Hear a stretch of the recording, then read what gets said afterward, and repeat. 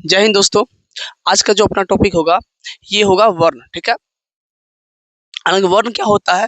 वर्ण जो होता है, वर्ण उस मूलध्वनि कहते हैं, वर्ण उस मूलध्वनि कहते हैं जिसका खंड या टुकड़ा नहीं किया जाता है। क्या होता है? वर्ण उस मूलध्वनि कहते हैं जिसका जिसका जिसका जिसका खंड, इंपॉर्टेंट बात है, जिसका खंड या टुकड़ा नहीं किया जा सकता है। मतलब क्या हुआ? जिसके हम और नहीं तोड़ सकते हैं उसे हम क्या बोलेंगे? वर्ण। ठीक है। जिसे हम और नहीं तोड़ सकते, जैसे मान लीजिए पत्थर है, ठीक है, उसको हम जितना टुकड़ा कर ले, मतलब बहुत नान कर दे, उसको और नहीं तोड़ सकते है ना, हम उसे क्या उस तरह से उसी तरह से हम क्या कर सकते हैं, हम जैसे इस तरह से देखिए यहाँ पर ओ है, क्या है? ओ। इसको हम और नहीं तोड़ सकते हैं। ठीक है। तो इसे हम क्या बोलेंगे? वर्ण। क्या बोलेंगे? वर्ण। वर्ण उस मूलध्वनि कहते हैं जिसका खंड या टुकड़ा नहीं किया जाता, जैसे अ, हर्ष, ई, उ।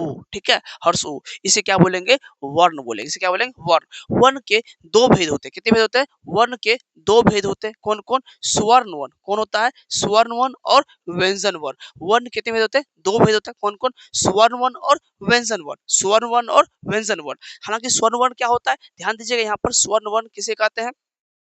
स्वर्ण वर्ण ऐसे ध्वनियां, स्वर्ण वर्ण ऐसे ध्वनियां या अक्षर होते हैं। स्वर्ण वर्ण क्या होता है? ऐसे ध्वनियां या अक्षर होते हैं जिनका उच्चारण बिना किसी दूसरे वर्ण की सहायता से, क्या बोल रहे हैं फिर सुनिएगा, स्वर्ण वर्ण ऐसे ध्वनियां या अक्षर होते हैं जिनका उच्चारण बिना किसी दूसरे वर्ण की सहायता से, बिना किसी दूसरे वर्ण की सहायता से स्वतंत्र रूप से किया जाता है। हम उसको जो है ना, किसी और की सहायता चाहिए ना चाहिए, नहीं चाहिए। ठीक है। और वो स्वतंत्र रूप से बोला जाता है, तो उसे हम क्या बोलेंगे? स्वर्ण वर्ण। क्या बोलेंगे? स्वर्ण वर्ण। ठीक है। स्वर्ण वर्ण जैसे जैसे क्या होगा? अ, आ, हर्ष ई, दीर्घ ई, हर्ष उ, क्या? हर्ष उ, दीर्घ उ, री, ए, ऐ, ओ, औ। ये क्या हुआ? ये हुआ स्वर्ण वर्ण। ये क्या हुआ? स्वर्ण वर्ण। फिर सुनेगा, स्वर्ण वर्ण किसे कहते हैं? स्वर्ण वर्ण ऐसे अक्षर या ध्वनियों कहते हैं जिनका उच्चारण बिना किसी दूसरे वर्ण की सहायता से स्वतंत्र रूप से किया जाता है, उसे हम स्वर्ण वर्ण कहते हैं। ठीक है। हिंदी वर्णमाला में ध्यान रखिएगा, सबसे इंपॉर्टेंट पॉइंट, हिंदी वर्णमाला में जो है मुख्य रूप से 11 ही स्वर है। कितना स्वर है? 11 स्वर है। ठीक है। ये क्वेश्चन जो है बिहार बोर्ड जो है 10th के एग्जाम में पूछा गया क्वेश्चन है। ठीक है। क्या हिंदी वर्णमाला में मुख्य रूप से कितने स्वर है? तो 11 स्वर है। हालांकि ये क्वेश्चन कुछ ज्यादा टफ नहीं है, बहुत ही ज्यादा लो लेवल क्वेश्चन है। ठीक है। ध्यान रखिएगा। स्वर्ण वर्ण के कितने भेद है? स्वर्ण वर्ण के जो है मात्र 3 भेद है। कितने भेद है? स्वर्ण वर्ण के 3 भेद है। कौन कौन? हर्ष स्वर, दीर्घ स्वर और पलु स्वर। कौन कौन? हर्ष स्वर, दीर्घ स्वर और पलु स्वर। हर्ष स्वर, दीर्घ स्वर, पलु स्वर। ठीक है। बार बार बोलिएगा, ठीक है, तब याद होगा। ठीक है। बोलने से ही मनुष्य के रूप के साक्षात्कार होता है, ये बात ध्यान रखिएगा। जैसे जिसको बोलने में एक मात्रा का समय लगता है, जिसको बोलने में एक मात्रा का समय लगे उसे क्या बोलेंगे? हर्ष स्वर। क्या बोलेंगे? हर्ष स्वर। जिसको बोलने में एक मात्रा का समय लगे उसे क्या बोलेंगे? हर्ष स्वर। दीर्घ स्वर क्या होता है? जिसको बोलने में दो मात्रा का समय, जिसको बोलने में दो मात्रा का समय लगे उसे क्या बोलेंगे? दीर्घ स्वर। पलु स्वर। जिसको बोलने में एक तीन मात्रा का समय लगे, जिसको बोलने में तीन मात्रा का समय लगे उसे क्या बोलेंगे?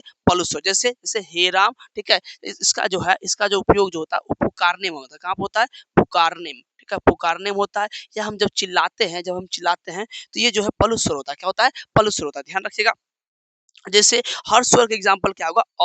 अ बोलने में मात्र एक मात्रा का समय लगता है। जब हर्ष हर्ष ई और हर्ष उ, इस सब को बोलने में जो है मात्र एक मात्रा का समय लगता है। जबकि जबकि आ, हर्ष, दीर्घ ई, दुर्ग उ, ए, ऐ, ओ, औ, ये सब जो है, ये सब क्या है?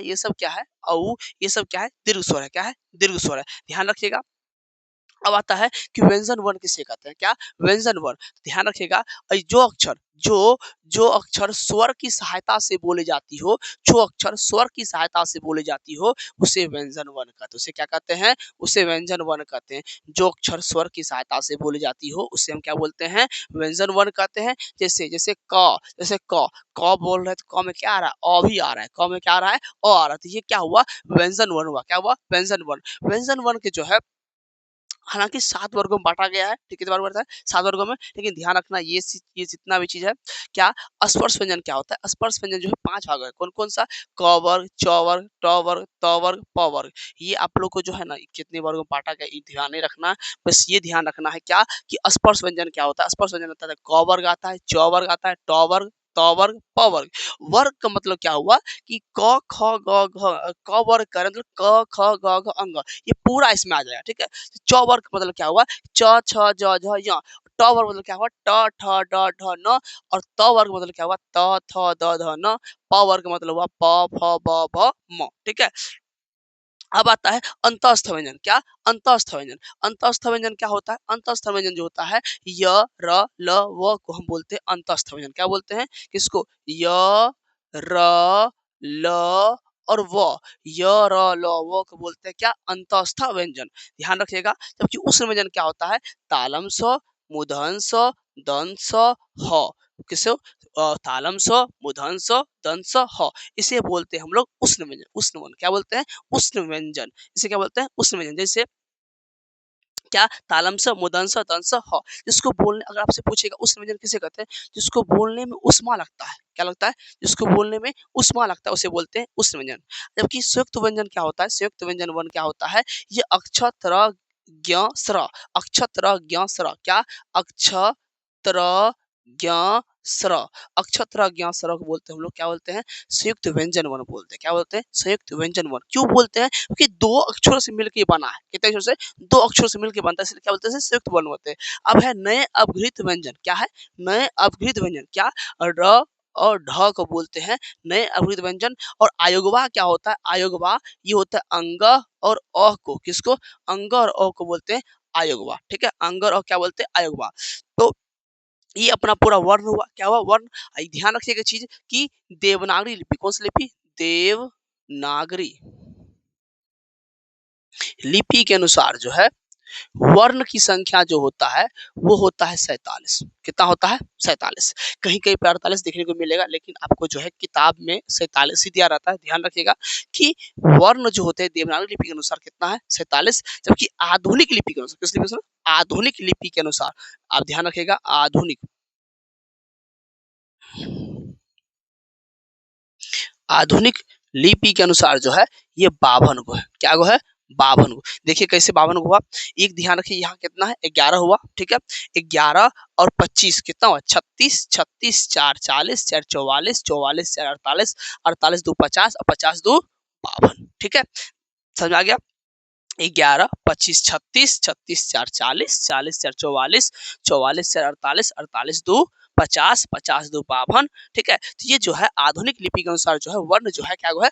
52 गो है। ध्यान रखिएगा। अब सबसे इम्पोर्टेंट, आप 10वीं के एग्जाम दे रहे हैं, इसका आप 10th का एग्जाम दे रहे हैं या 12वीं का एग्जाम दे रहे हैं या अदर कोई भी किसी प्रकार का कंपटीशन एग्जाम दे रहे हैं, अगर उसमें व्याकरण का सेक्शन आता है तो उच्चारण स्थान से एक या दो क्वेश्चन जो होता है फिक्स रहता है।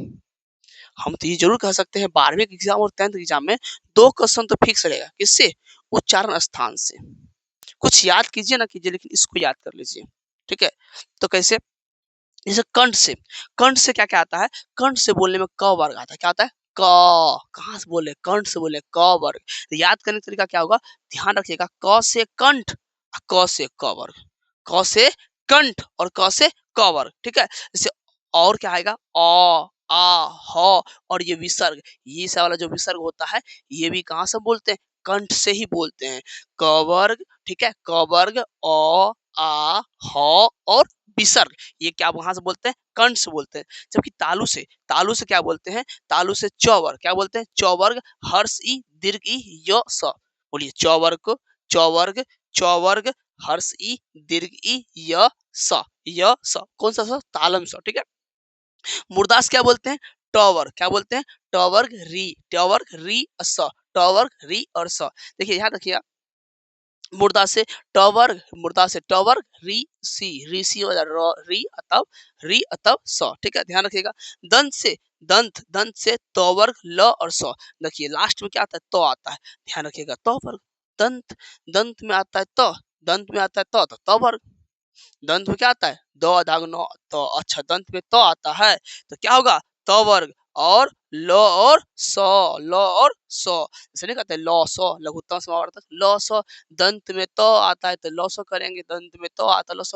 कुछ भी तरीका जोड़-जोड़ के याद करना है, आपको ध्यान रखना है, ठीक है?